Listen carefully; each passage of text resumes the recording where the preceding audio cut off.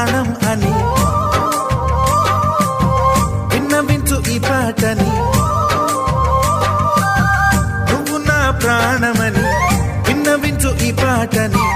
ఎక్కడో దూరానున్నా చుక్కలే విన్నా గాని కదిలించలేదా కాస్త కూడా నీ మనసుని.